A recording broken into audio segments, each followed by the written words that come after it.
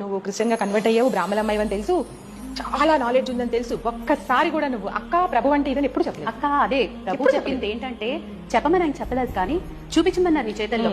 ఆయన ప్రేమని ప్రకటించమన్నారు, ఆయన క్షమాగుణాన్ని ప్రకటించమన్నారు.